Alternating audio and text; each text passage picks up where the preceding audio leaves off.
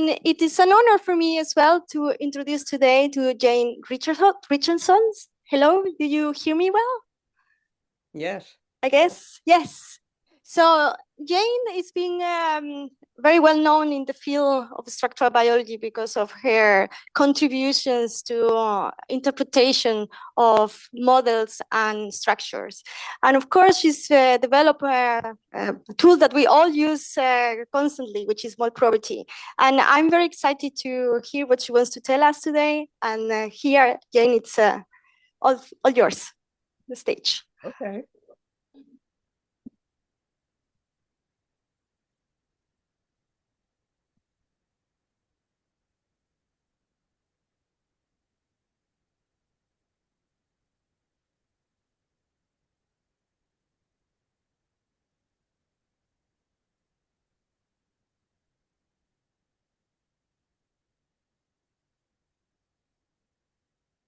Do you see the screen? Yes, I think you need to put in presentation mode.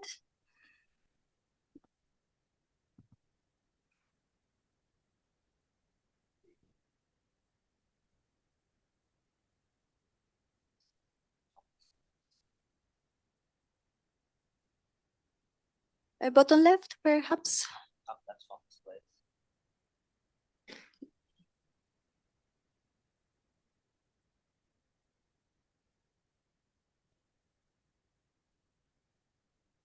Top left. Top left, sorry.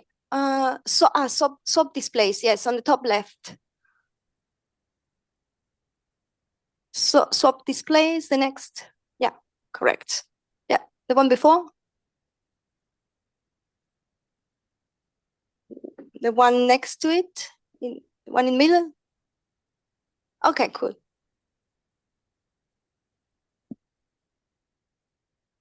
All right. So I'm going to talk about just two of my three proposals in my title because I discovered that I could not talk about all three of them in half an hour. So I picked the two most interesting and the ones I was surest of. So we'll just hear about the problems with Ramachandran refinement and some things about AlphaFold barbed wire at low confidence measures.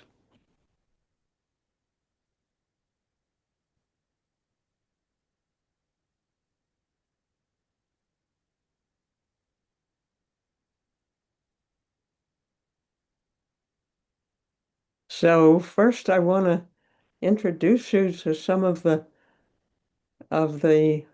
methods and the visualizations that we use, so you can understand the figures that I have. And so I need to first introduce how we do all atom contacts. First, we add all the hydrogen atoms, which is a bit tricky, but doable. And then we roll a probe around them and see where the intersections are, where the contacts are, and intersections that are illegal get clashes, and the ones that are hydrogen bonds get nice, cool green overlaps.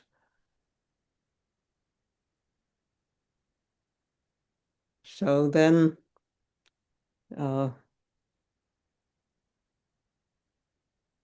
you get clashes, H-bonds, and van der Waals, and then all of the other criteria that correlate with them and that you need in order to really analyze things. So, we look at how far the C beta is away from its ideal position. We look at rotamers. We look at Ramachandran. H bonds and cis non-prolines. And then kablam is one of the criteria that I will particularly talk about. So let's just proceed. So at better than 1.5 angstrom, the best parts show every non-H atom, but standard model validation is still needed for the disordered termini and loops and all atom contacts for waters and ligands. Alternate conformations are the hardest part. Sorting out alt A from alt B conformations properly and ending alternates at the right place. Usually people don't define alternates for more than the absolute end of a residue, which is almost always the wrong place to stop. Anyway, I won't deal with that much. I'm going to be looking at lower resolutions. So at 1.5 to 2.5, malprobity is still very effective. The density contains enough specific information that where your model fits the density, the simple validations, and the explicit all-atom contacts, then it's pretty sure to be accurate.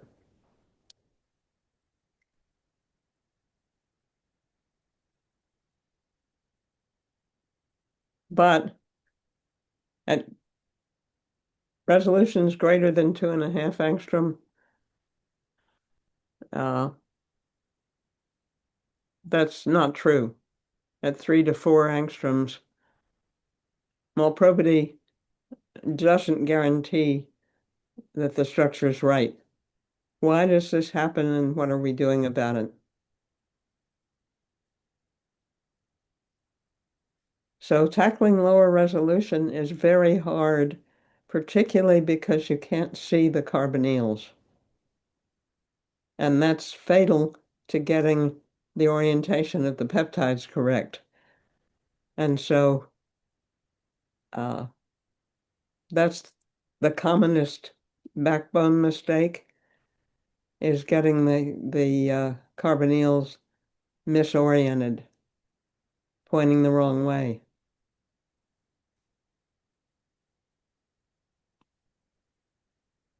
So this is just a reminder. This is for T4 lysozyme, which may be the only structure that's actually done at 1, 2, 3, and 4 angstrom, because although it's known at very high resolution, it's also used as an add-on to bind to other things at low resolution. So we can see that at 1 angstrom resolution, you see every atom. At 2 angstroms, you're still good. You can really see all the carbonyls and, you know, all you can see every atom, but they're not separate. So that's really why it was such a standard in crystallography for a long time, that if you could get to angstrom resolution, you really had something. But at 3 angstrom, the carbonyls vanish into the rest of the density, and you really don't see them. They stick out. Can you see my pointer? Yes, we see the pointer. Good. So whereas at 2 angstroms, you can really see this carbonyl, at 3 angstroms, you can't. You can't tell which way it's pointing. And at 4 angstroms, it's really hopeless.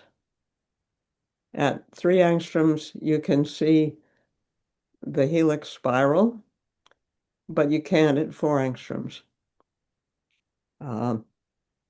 Maybe you can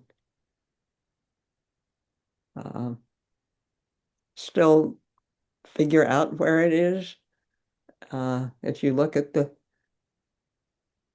modest bumps you get from small side chains and somewhat bigger ones from bigger side chains, and you can actually see tryptophanes anyway, and other aromatics to some extent. So we have a hard problem. So what do we do about it? At lower resolutions, you can refine away Ramachandran outliers, but that makes many of them much worse rather than better, because they always go to the wrong point in the Ramachandran plot if you get them oriented wrong, and then you refine them into the nearest minimum, and that puts them in way the wrong place.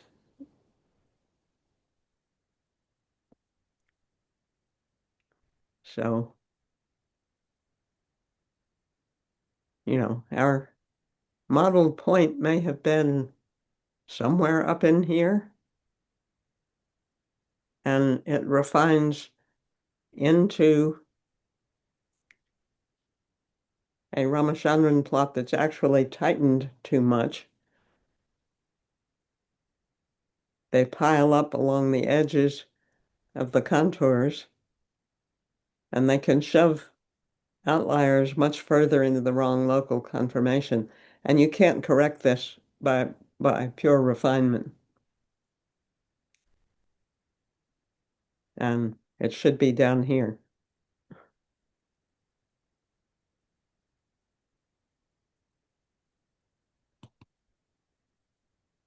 So there are various tools that try to make a difference in this problem. Syslon Pro markup, so you know when you've done a Syslon Pro. And for a while, there were 100 times too many Syslon Pros in many structures, because in Coot previously, it didn't tell you, it told you when you defined one first, but then if you accepted it, it didn't warn you anything. Once we realized this problem, they kept that markup, and so you knew it was there, and that helped. And everybody else also showed them. EM Ringer is a complicated way of showing how the side chain and the main chain fit together, and that helps this kind of struggle. Undowser is a thing that we invented that we haven't quite worked in, but it will soon be, for water. And Isolde is, I think, the best fitting program. It's very hard to learn. It's easier now than it used to be. There should be one person in each lab who learns it and really tries it and uses it. It does, well, I'll show on the next slide.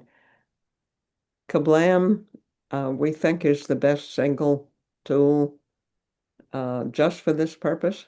Isolde is much more general.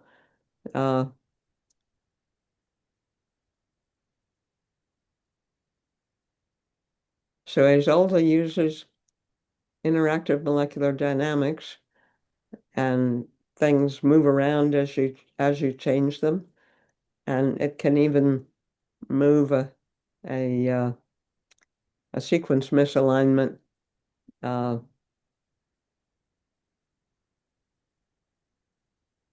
Anyway, it's really worth learning.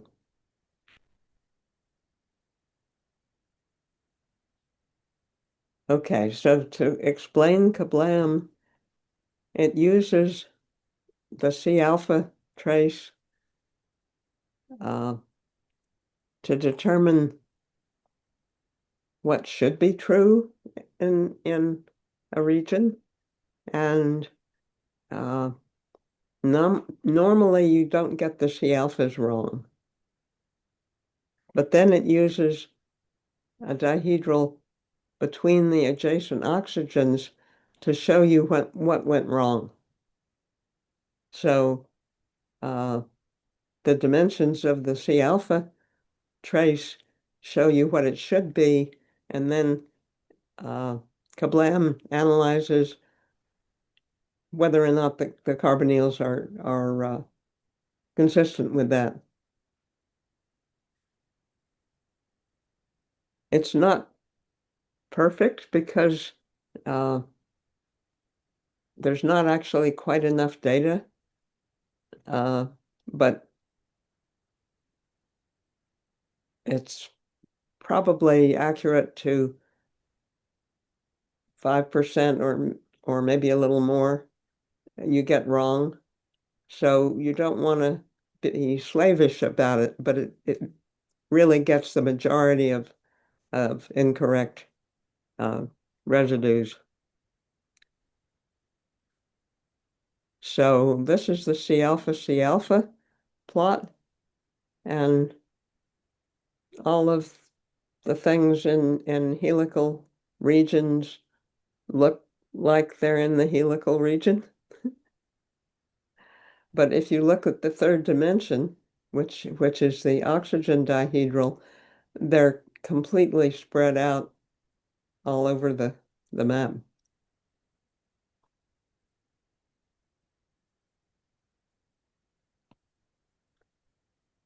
So you get also an estimate of what it thinks the 3D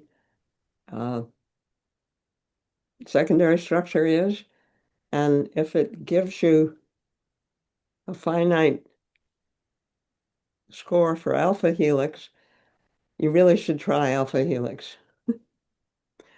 Here it has two bad regions that are pointing in the wrong direction, and you really want them to point in the right direction and consistently to make hydrogen bonds.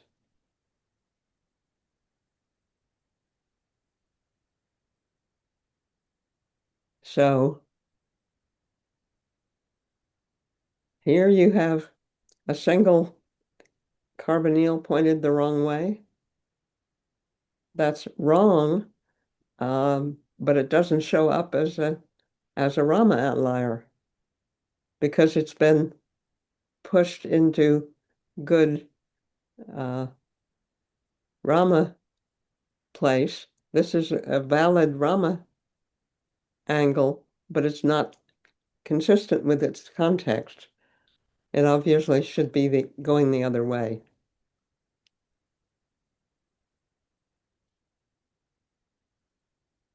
So we tested some of this in the Cryo Challenge 2019, and here this was a low, sorry,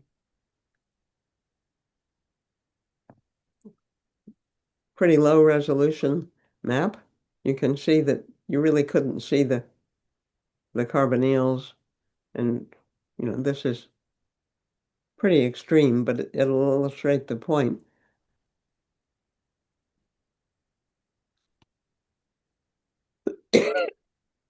And this was one particular example of a structure that was fitted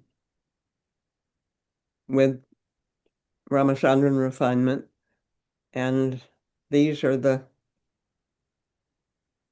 wrong peptides.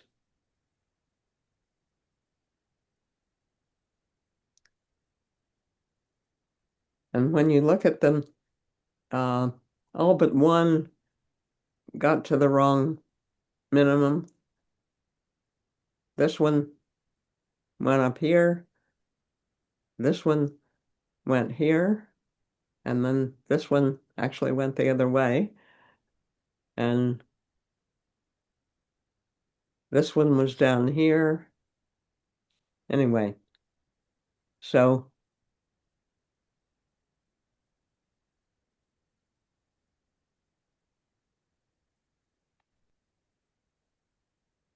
these two were both fitted down here. This is a region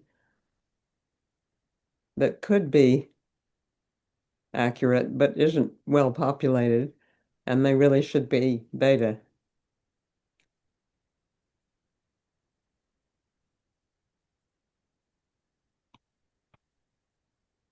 So Tristan Kroll used this structure as a test case for Isolde. It's 3.8 angstroms, and traditional refinement really looks pretty good for that. This is a pretty reasonable number of outliers that you get, and it looks as though it's all okay. But when you put in, it has 100 cis-non propeptides, and it has 350 C alpha and kablam outliers. The C alpha is when the C alpha trace is too bad to actually analyze the context value of the carbonyls. So this is hugely overfitted.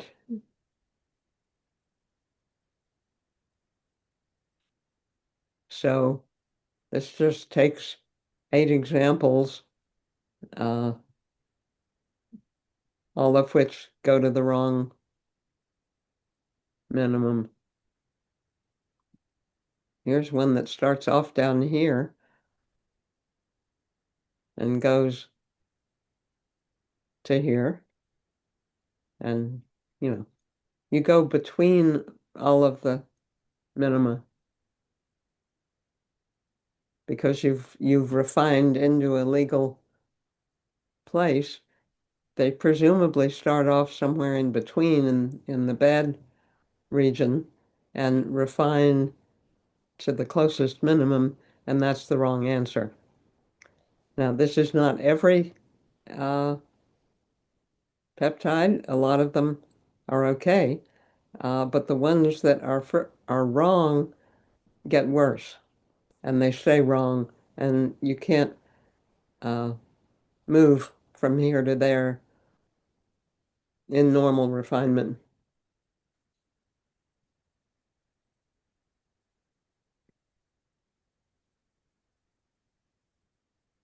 So the easy things to fix are, if it's in regular secondary structure, regularize it. If you regularize at the beginning, then you can look later and see whether maybe it's actually a irregularity. But you want to start off assuming that it's regular. And if they're two successive outliers, you just try rotating the middle carbonyl. And these easy cases, at the moment, Paul Emsley's working in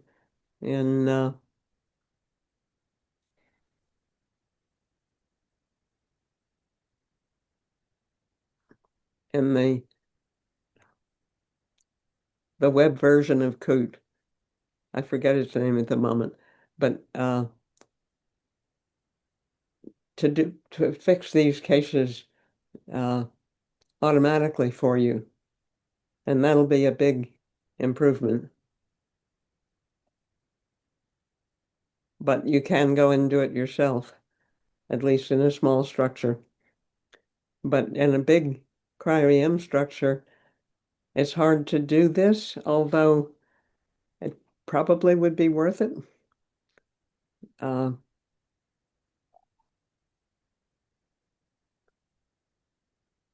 Sorry, Jane, to interrupt you. We have only 5 more minutes, just so you know. Okay, Thanks. so I'm now in my second point, which is shorter. So there now are AIs that aspire to predict protein structures entire. When they are good, they are very, very good. And when they are bad, they're barbed wire. So AlphaFold structures can be really bad. These barbed wire stretches go way out from the structure, and they have an average of 3 or 4 bad outliers per residue, which is nowhere near ever occurs in a real structure. So this is just a good example at high confidence. It's a great match. It didn't have a template. And occasionally, pretty rarely, you can get actually a pretty good structure that just gets a low confidence score. This is the normal confidence coloring. So yellow is pretty bad, and orange is definitely bad.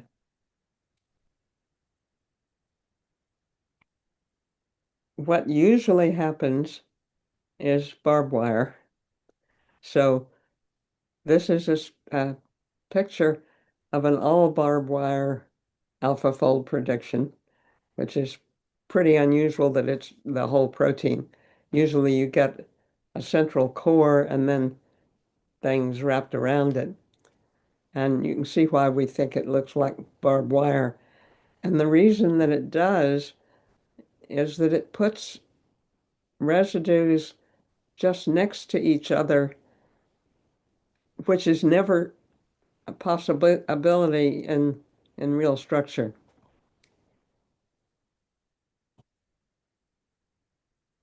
So this is what it usually looks like. There are loops, even more of them, around pretty high confidence center. Here's an example where we show a detail of the barbed wire with all these outliers. And this let me actually figure out maybe one thing from AlphaFold that I have learned how it does, not what proteins do. But anyway, I think that the conformation that it has in this starting position is up near psi 110 about, plus or minus a little bit, because it tries somewhat to get rid of outliers.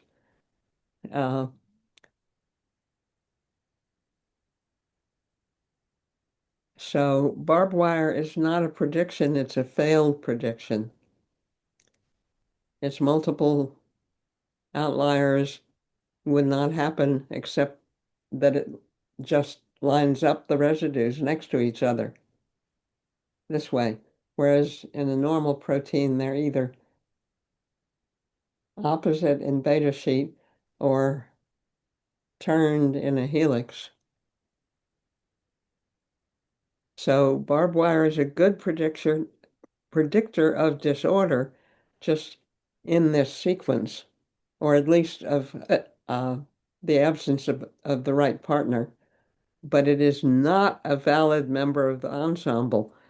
And I find that the people who study disordered structures think that this is a valid member of the ensemble.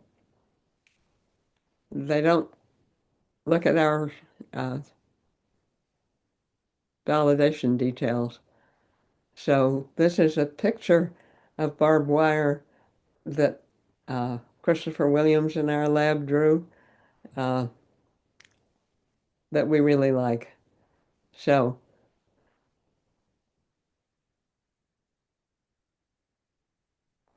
that's all. This is the acknowledgements. So many, sorry.